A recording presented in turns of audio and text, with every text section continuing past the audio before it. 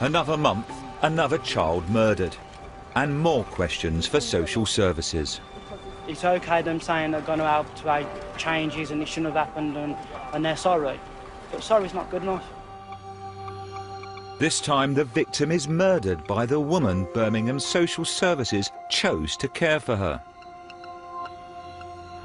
Tonight we're undercover in the very same social services department, and we're witnessing chaos. I am not coping with my cases. I'm not coping with it. As social services battle to keep children safe, dispatches asked a social worker to go undercover inside one of the largest children's services departments. We've got this visit that needs to be done with the police, and we're both busy, and there's no one else. We hear senior staff admitting they don't understand how some serious cases have been handled. These are arbitrary decisions being made, and I'll be honest with you, I, for the life of me, can't work out what basis they've been made. Yeah. And we uncovered the missed opportunities that could have helped prevent the death of a young child. He should have been took into care, yes. He should have been removed from the property. Even the police had concerns, and nothing was done. Nothing.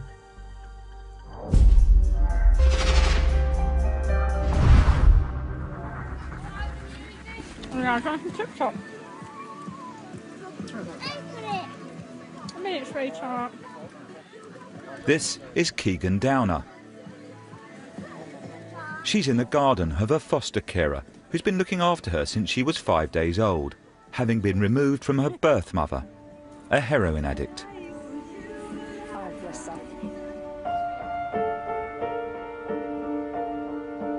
The council later placed Keegan with a guardian, a distant relative called Candice Downer. 3 weeks ago, that guardian was found guilty of murdering Keegan after inflicting a series of violent physical attacks on the baby she was given to look after. Keegan's grandmother was at court to see Candice jailed for life. Keegan died before her grandmother ever had a chance to meet her.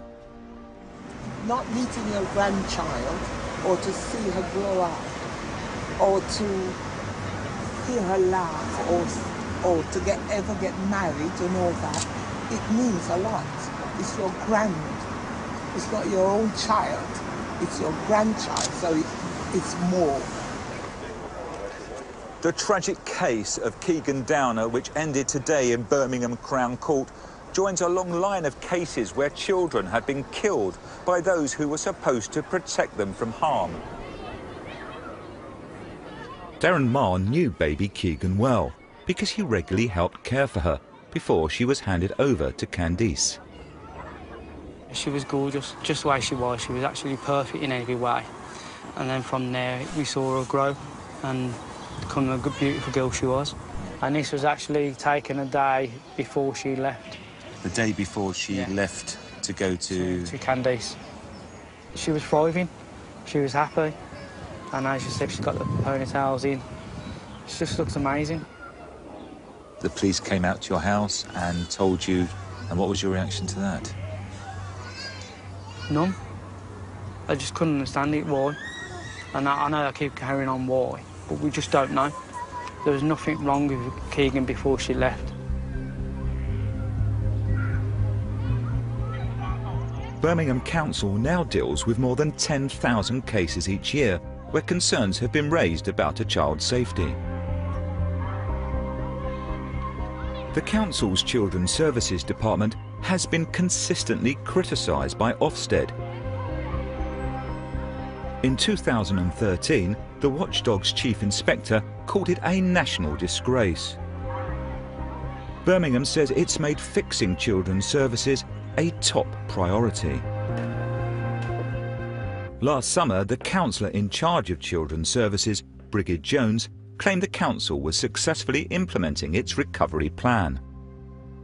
We're on a 3-year improvement journey here in Birmingham Children's Services.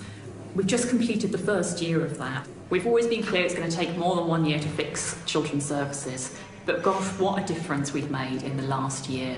We've put more social workers in, we've brought down caseloads, we've stabilised senior management team, and we put a multi-agency safeguarding hub that has revolutionised the way that we work with partners. There's still a really, really long way to go, but due to the hard work and dedication of our staff so far, we've managed to come a tremendously long way in the last year. 6 months on, and halfway through its 3-year plan, dispatchers wanted to know how accurate these claims of a turnaround were. We learned the city was still under fire from government officials. So, to get the most accurate picture, we sent an experienced social worker into the department to work undercover. Vicky, not her real name, wants to remain anonymous. She's worked for 7 other councils over the past 17 years, including a stint at a top police unit investigating paedophiles. It's day 1. Vicky has arrived for work wearing a secret camera. It's 7 years since the government placed Birmingham's children's services in special measures, giving ministers powers to intervene. On the surface, all seems fine at first. So why then is Birmingham still in special measures? Because everything I'm hearing seems to be quite calm and, you know. Have you worked for Birmingham before? No. It's your first day? Yeah. Ask the question again in a month. Okay.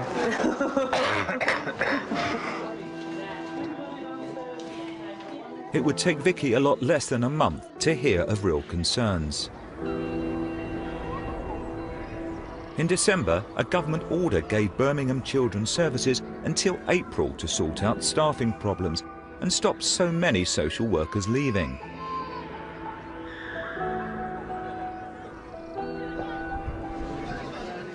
But Vicky quickly finds that morale is low. You're found. I've got a school visit and a home visit. I'm having a really bad day today. I'm feeling depressed. I feel overwhelmed, you know that. I feel... Yeah. those bad days. I don't know how to do this job. You know what I mean? Another of Vicky's colleagues is struggling with the number of cases she's having to deal with. Social workers are generally advised to have no more than 20 cases at any one time. And how is it? It's hectic. Really? It's busy. When I started, they had a backlog. And they loaned us with about... On the second week, I had about 27 cases. Yeah. So what's your caseload at the moment? 29. Okay. And there are 4 that are yet to be allocated that are not on my caseload yet. It's not long before Vicky is having to deal with her own stressful cases. Vicky is part of a team that looks after children who could be potentially at risk. And she's worried how long some of these have been left. Dispatches asked her to record her concerns on a video diary. Some of these cases have now been open for 5 months. You know, what's happened with them? Why has that been allowed to drift? And the question for me, as the new allocated key worker, is how will I be able to go into that family about an incident that happened 5 months ago and say this is really important to us. You know, we're worried about your children being at risk, in the light of the fact that there's been no re-referrals during that time. So quite a tricky mess all round. It's not just delays like these that concern Vicky. She's also worried at the way some of these cases are being allocated. In Birmingham, when concerns are first raised about a child's safety, they come into a central unit known as a multi-agency safeguarding hub, or MASH for short. These hubs consist of a team including social workers, health professionals and police who decide what steps to take. The idea is that these agencies communicate effectively with each other and don't miss any warning signs. The most serious child protection cases dealt with by Birmingham Children's Services are often referred to as Section 47s. These require urgent action to protect children at risk of significant harm. The second most serious cases are called children in need. These are where there are concerns about a child's welfare and where up to 45 days are allowed for social services to make an assessment. One of the first cases Vicky is given involves a child who's alleged to have been sexually abused by a family member not living at the home. Vicky thinks it's so serious it should be a Section 47 case. Why is that not a Section 47? That's the question you asked a lot. 3-year-old girl sexually abused by family member. Wait an update from police. If no further concerns, recommend closure. Later, Vicky shares her concerns with another colleague who criticises the team that are allocating the cases. Are they ridiculous? Their reasoning is absurd. Yeah. Anything to get out of doing Section 47 is unbelievable. The fact is, she had contact with him, so she could do it again. Yeah. Just because she doesn't live in the same house, she's not at risk. Vicky's video diary records her thoughts about the day. The decision making just doesn't make sense, you know. Talking about a 3-year-old girl being sexually abused. It doesn't make any sense why they would not be considered Section 47 because they're all over the place. I'm meeting an expert in child protection who's led official investigations into more than 40 serious abuse cases, including the death of baby P. On the face of what you said, with an allegation that a toddler has been sexually abused, one would expect it to go into a Section 47 inquiry, regardless of whether the family member lived in the home or didn't live in the home. So the fact that the family member who allegedly abused the toddler in the family doesn't live with them, in your view, shouldn't matter? That should not make a difference. Vicky's been given another case which she thinks has been unduly delayed, even though it appears to need urgent attention. The police were called to an incident where at the time they believed a father had tried to seriously harm his partner and their children. The father had what the police described as a mental storm. After visiting the family, Vicky reports back to her manager. So basically, Dad has got mental health problems. Apparently, he had a mental storm, whatever a mental storm is. Got good. His kids and his partner. Yeah. That, to me, sounds like an attempt to hurt people, isn't it? Yeah. How is that not Section 47? The children had been subject to the risk of significant harm, and very fortunately, they didn't die, but that must have been incredibly frightening for them. There should be a Section 47 inquiry in order to think about the risk to the children in the future. With all this jargon, it's easy to forget what this actually means. It's simple. If a case isn't classified as a Section 47, that child could be left at risk of serious harm. Vicky's been invited to one of the regular team meetings held by her head of department. One of the main subjects under discussion is how serious cases are being allocated. He's got an example of his own to highlight the problem, one where a man threatens his pregnant girlfriend. A person saying with his 7-8-month-old pregnant partner saying, I'm going to kick the baby out of you, is kind of, for me, a Section 47. What's happening is it's getting so what we've got to do is get clearer about what do we mean by suffering a likely subsequent harm, and what do we mean by child in need. And then even he admits he doesn't understand how certain decisions have been made. I think there's a lot of arbitrary decisions being made, and I'll be honest with you, I, for the life of me, can't work out what basis they've been made. Yeah. I've seen loads and I've read everything. I just do not understand why this is considered a Section 47. or I just can't for the life of me understand why it's been considered as a child to be brought into this. And I just can't work it. I can't work out the rationale, and I suspect there is no rationale.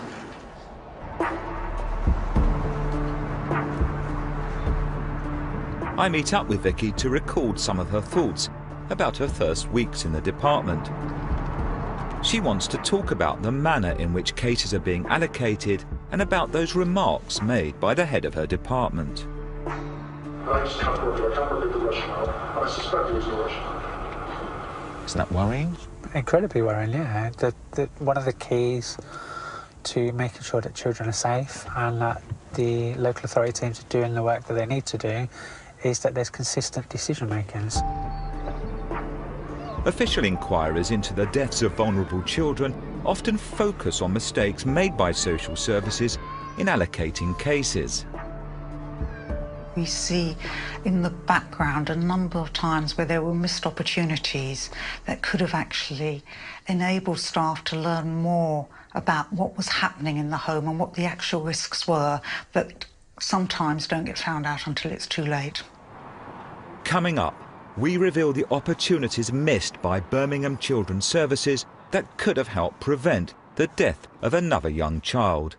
And we hear from his relatives. I really believe social services have failed Fenton, and it's cost him his life.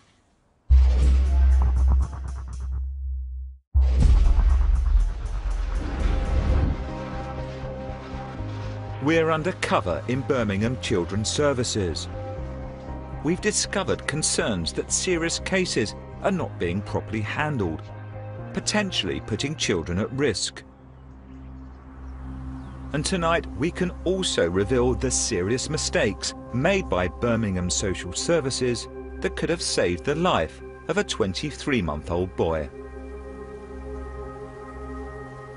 The family of Fenton Hogan bury his ashes. Fly high with the angels, my little man.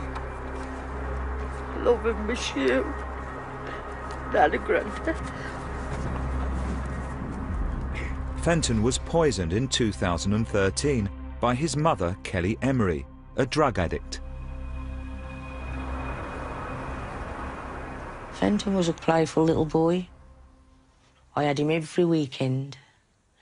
Friday, Saturday, Sunday, to give his mum a break. He loved his weekends here with us. His little face would light up when he said us. Fenton had been poisoned and deliberately given methadone on 3 separate occasions. And she was giving him the methadone to make him sleep, so as she could do drugs, prostitution, have house parties. See, Kelly kept a lot of that away from me. I only ever went in the house once. She never even invited me over the house. On a few occasions when I went to pick Fenton up, she'd meet me in another street. Last March, Kelly was jailed for his murder, but Fenton's grandmother says vital clues were missed by Birmingham Children's Services. A few neighbours had had concerns of him playing in the street, noise coming from the house. The police was called and they was concerned about the state of the property. They even got in contact with social services, giving them their concerns, and social services have gone to the property and they've done nothing. For nearly 3 years, Fenton's family had been waiting for the official report into his death. It was finally published online last month. It reveals a catalogue of mistakes by a number of agencies, including Birmingham Children's Services. The report describes how Children's Services mishandled 2 tip-offs about the danger Fenton was in just months before he died. A social worker did visit the mother, but after just a short interview, accepted her claims she wasn't involved in either drugs or prostitution and reported no concerns about Fenton's care. The manager closed the case. A few months later, Fenton was dead. We've got this now for the rest of our lives. No, we can't bring Fenton back. But there's other children out there who they need protection from this sort of thing. It's clear that the authors of the report into Fenton's death share his grandmother's concerns about the safety of Birmingham's children. Their report was highly critical of the way social workers were being managed. But that was 3 years ago. Have things improved? Our undercover social worker, Vicky, is working for Birmingham Children's Services. She's covertly recorded a number of conversations with managers and fellow social workers. One topic of conversation is the lack of support and supervision being given. All social workers are supposed to have regular supervision meetings with their manager. These are to ensure cases are being dealt with properly and that the social worker is coping. One social worker tells Vicky about her concerns when dealing with a serious case in which the baby had to be removed from its family. But where was the management oversight during that earlier on? Is that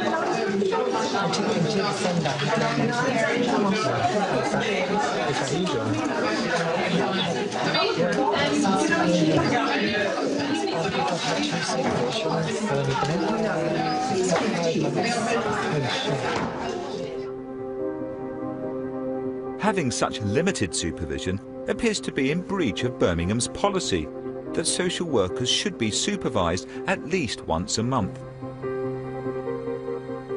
In the 7 weeks that she worked for the city, Vicky said she received no significant supervision. Vicky also hears complaints from one of her managers about the lack of supervision she herself has received. Nobody here has managed me. No. Wow. Same. The longest conversation we had was in that room in the team meeting. Oh yeah. So for me to feel bad, I had supervision either. How long have you been here? 7 weeks.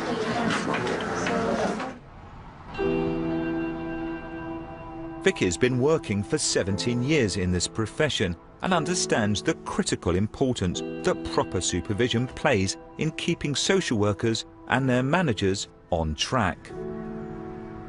However long it is since you've been qualified, it's an absolutely integral part of the work that we do. It makes sure that the families are being dealt with in appropriate timescales, that they get an appropriate service. There's a risk both for the social worker themselves, they become isolated, but there's also a risk for the children and families that they're trying to help. Without that support from a manager, without that challenge, without the chance to reflect on what actions the social worker's taking on the plans or for intervention, it becomes unsafe. In a statement to Dispatches, Birmingham City Council said, "We agree that good supervision and high-quality management oversight of cases is essential for good social work, and we recognise this was not fully in place in this office at this point of change. It said it was in the process of addressing these issues and now has a stronger management team in place." In relation to the allocation of Section 47 cases, it considers the multi-agency information sharing and decision-making within MASH to be working well. The Council said it's always open to reconsidering our decisions where additional information is provided to us. In relation to the death of Fenton Hogan, it said, "We have learnt from and are addressing the issues raised in the serious case review." Vicky's been working in the department for several weeks when she overhears her colleagues talking about the case of Keegan Downer. Some of the details recalled by the staff are confused. Homicide. speak to him about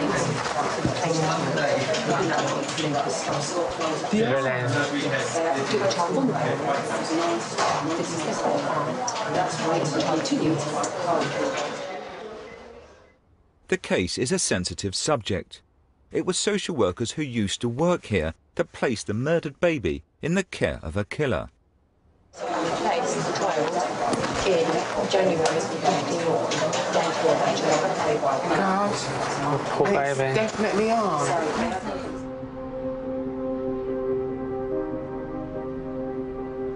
The role of Birmingham's Children's Services will once again come under scrutiny during the official investigation into Keegan Downer's death.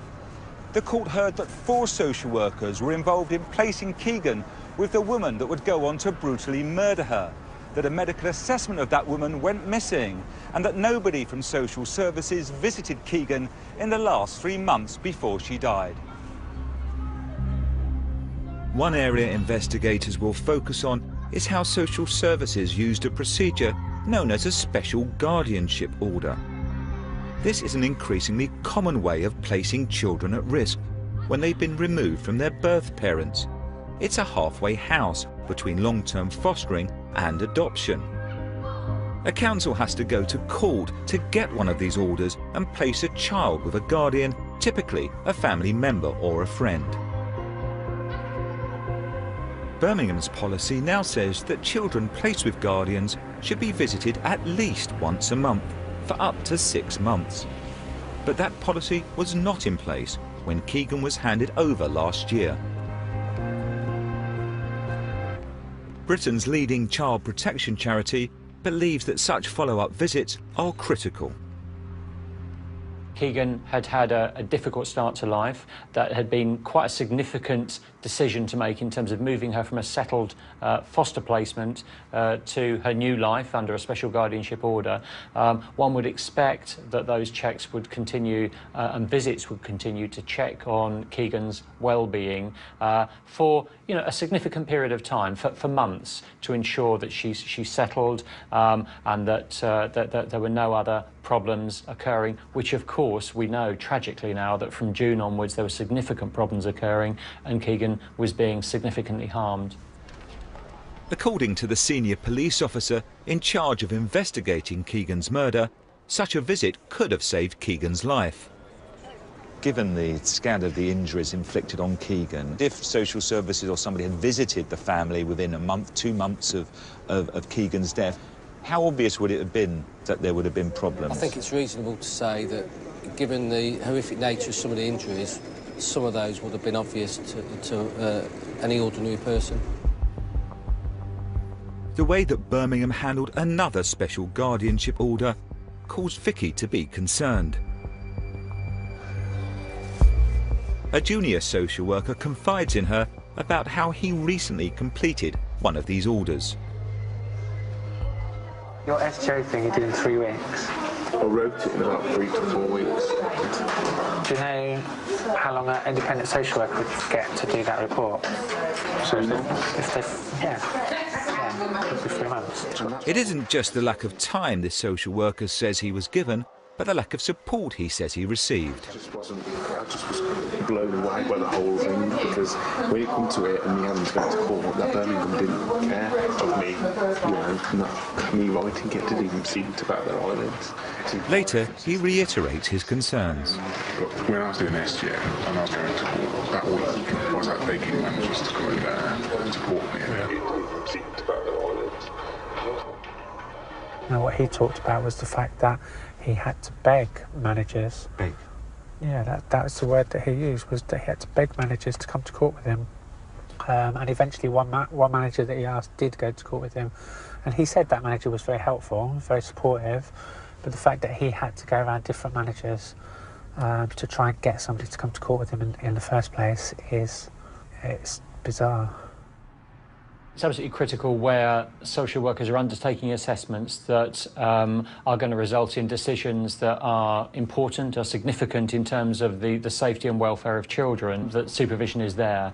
Social workers, undertake incredibly challenging, incredibly difficult work, and the ramifications of getting that wrong and making the wrong decisions are obviously significant, and we've seen that tragically in too many cases. Following the murder of Keegan Downer, the experience of the young social worker in Birmingham will raise further questions about how the city uses these special guardianship orders. But it's not just Birmingham. Concerns have been raised about how other councils use these orders, prompted by the huge growth in their use in recent years. Well, special guardianships are cheaper than fostering, so I think that needs to be recognised, that needs to be understood. When one looks at the increase in special guardianship orders over the recent period, we just, I think, need to be satisfied that that increase is not solely to do with the significant financial pressures that local authority children's services are facing up and down the country. Back in the office, the bad experience of dealing with a special guardianship order has proved to be the final straw for the junior social worker. And now he wants to resign. How long do you see yourself here for? Between me and you, don't tell anyone. I've got a job, so I've got to move so forward. Yeah. Birmingham City Council said that following the death of Keegan Downer and the introduction of new government guidelines, we substantially changed our SGO policy in practice. Its policy is now to continue to keep the case open and offer post-SGO support for 6 months. It said that SGOs are agreed by the courts and are not driven by considerations around cost. over the years Birmingham has been criticised for its high turnover of staff and for using too many temporary agency workers. And this still appears to be a problem. From the start of September 2014, we had about 700 people just coming in. I mean, they're all agencies. Think about it, one permanent manager. And you still haven't got permanent manager? I don't think there's any consistency when you're an agency manager because, you know, they can hand in a week's notice or 2 weeks' notice. Yeah.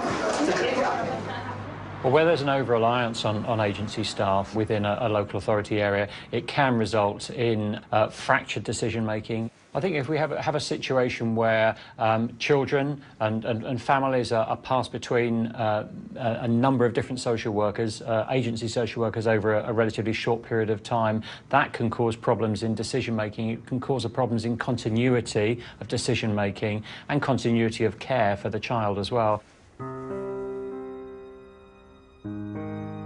In 2009, the death of 4-month-old Alia Jordan provoked questions about Birmingham's use of agency workers. The council was criticised then for its high staff turnover and large numbers of agency staff. 7 years on, Vic is meeting agency workers throughout the department and hearing concerns about the extra costs of employing people this way, even from her own manager, also from an agency. And agency workers are great when you need someone to come in. Yeah. In terms of the cost to the establishment, I would much rather, employ permanent workers. The reason that agency workers can be costly is that the salary of somebody like Vicky can be almost double that of staff doing the equivalent job. And judging by the results of a Freedom of Information request we put in, the use of agency workers can lead to some pretty big bills. In Birmingham, around a quarter of social workers and their managers are agency workers. Our FOI research also revealed that between 2013 and 2015, Birmingham spent more than £22 million on agency workers, the second highest in the country. I think it's extraordinarily sad. I think it's a real waste of public funding that by using agency staff, both in practitioners as social workers and even more so when it comes to managers, that we are paying more than we should do from the public purse, because agency staff will usually get paid more, but then on top of that you have the agency itself having a slice on top. So it's a waste of money. Birmingham Council said, 23.5% of our social workers and managers are from agencies. This figure was over 30% a year ago. It said, there are some benefits to agency staff in terms of flexibility. And added, the professional registration and expectations of agency social workers are the same as all social workers. It said it does not spend more per capita on agency social workers than many other parts of the country. Coming up, we witness chaos as Birmingham tries to reorganise children's services. Have I been to see them kids in 3 days? Mash isn't working, it's not going to work. It's a joke. Everyone's going to have to walk now.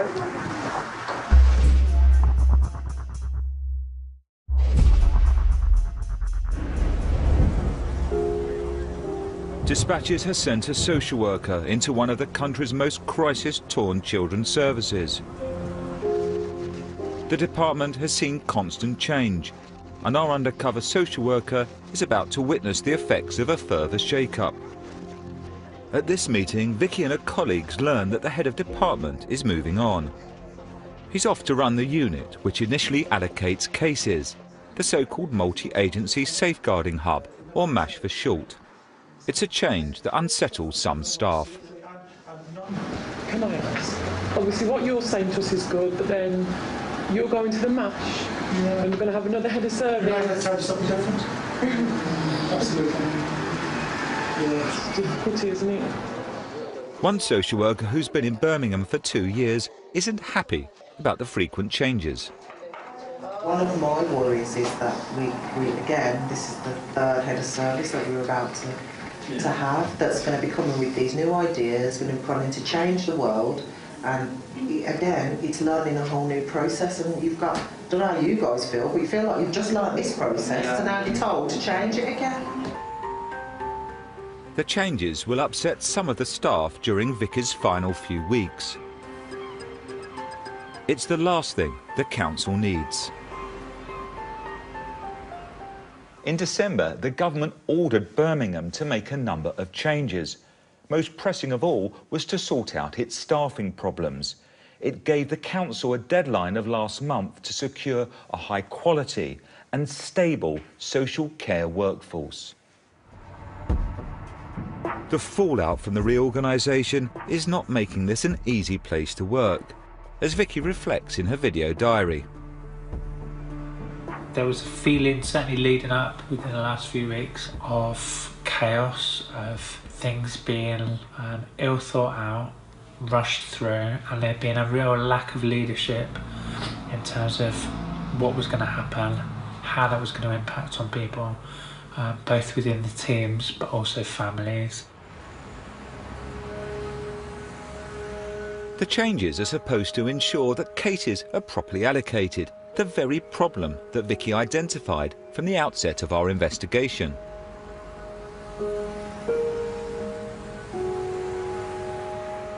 Vicky and her colleagues will now need to work some shifts alongside the multi-agency safeguarding hub, MASH.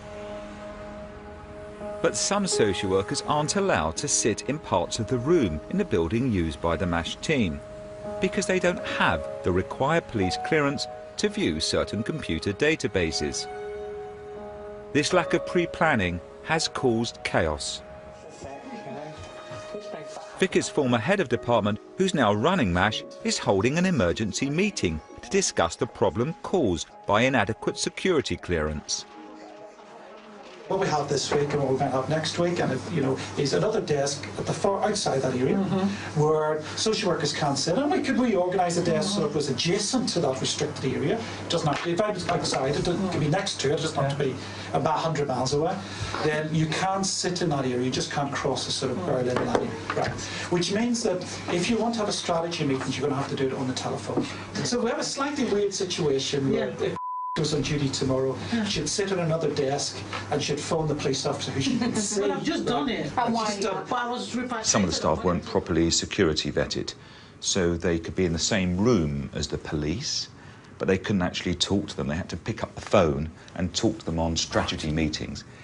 Is that something that would give you concerns? Yeah, that was absolutely contrary to the original thinking and the idea and the rationale for a multi-agency safeguarding hub. The whole point about it is that the system and the process should enable professionals to be able to speak together in an efficient way, in an immediate way, where you're having to have a worker who's not been properly vetted picking up the phone and speaking to a police officer rather than having a face-to-face conversation with them in the same room is frankly ridiculous.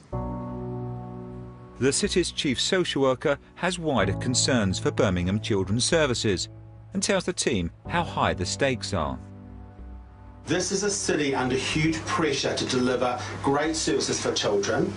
Sadly, there will be a tragedy, and I will step forward and be on the front page of the paper and talk about how difficult child protection is. So whatever I need to say, I'll say it. A week after the emergency meeting, Vicky's department is still in chaos. Teams like Vicky's are now having to deal with Section 47 cases, as well as the not-so-urgent children in need ones. But there aren't enough experienced social workers to deal with the extra workload. The system seems to be near breaking point. I am not coping with my cases. I'm not coping with it. Yeah, she's hearing me, but what can she do? You've got Section 47s coming in, you can't, there's not much you can do about it, is there? What can you do? Except leave. Yourself. And that's the sad thing. Well, I got another one last night until 7:30. So I have to go on medical with these 2 kids now. But now we've got this visit from yesterday. I'm trying to get every bit of juice out of us. We've got this visit that needs to be done with the police. And we're both busy and there's no one else. Cancel my visits. These families I haven't seen. Do you know what I mean? Because of Section 47. Katrina's in the meantime, I've been given another 4 families to go out and just have assessments on.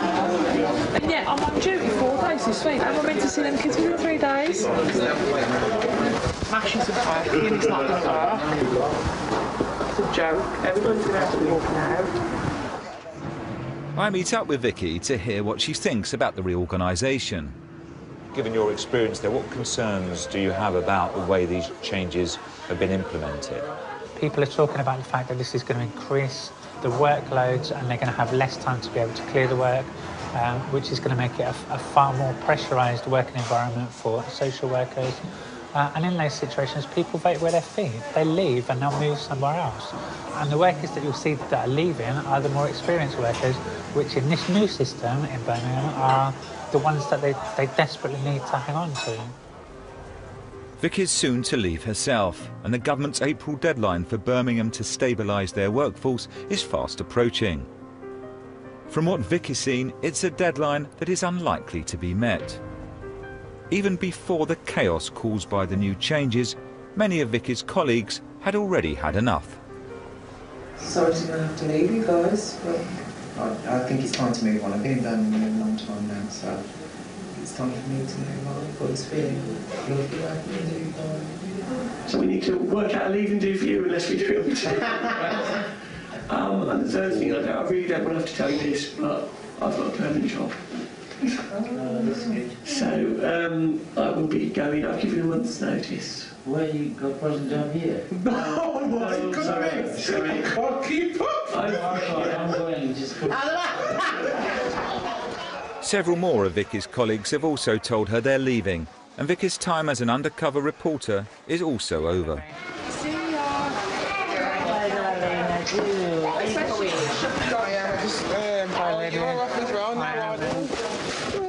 As Vicky leaves, the department is busier than ever. We had 5 Section 47 yesterday, 5. There's been about 3 today. You've been seeing it? Yeah, I can't do it. I can't do it. You can only go so far. Hello, Yvonne speaking. It's not acceptable, the ongoing number of concerns relating to the council and to the local authority children's services there, undoubtedly.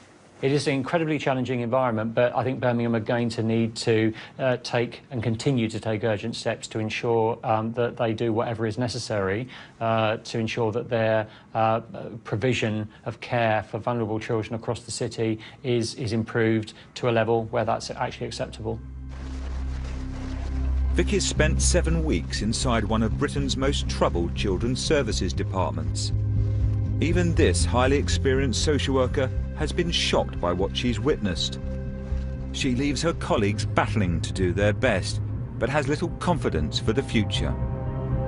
I fear for children and their families in Birmingham because from what I've seen during my time here, the organisation does not have the resources or the leadership to match the motivation, the goodwill and the commitment that the social workers have in terms of meeting the needs of children and their families. What you've seen in Birmingham is very worrying, it's tragic for the children, it's tragic for the social workers, but it actually doesn't surprise me because it reflects what I have seen around the country in my work. And it's extremely important that we are able to improve services further, because they have improved over the years, but to improve services so that we can actually maximise the safety of the children in this country. Birmingham City Council said, "We recognise the historic and well-publicised failings of Birmingham Children's Services, and we are committed to improving the quality of social work practice." It said, "We still have a long way to go, but we consider that services are now significantly better organised and more focused. Part of our improvement plan involved establishing more assessment teams and was widely discussed with staff and partners. It recognised that The process of establishing the assessment teams, especially at that office, involved a number of agency staff, including an interim head of service. A permanent head of service has since taken up post, and those teams are much more settled and stable now. It said that social worker morale has improved in the last year, leading to a decrease in staff turnover. 2 days ago, Birmingham Council made a dramatic announcement. Following our investigation, it would bring forward plans to remove children's services from council control and place it into a voluntary trust. The move is too late to save the likes of Fenton Hogan and Keegan Downer. But the hope is that this radical shake-up will finally secure a safer future for the city's vulnerable children.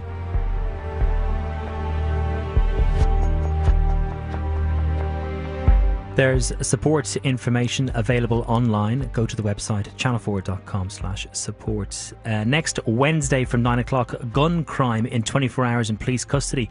A change of weekday for the men and women in uniform. Next tonight, how to get a council house.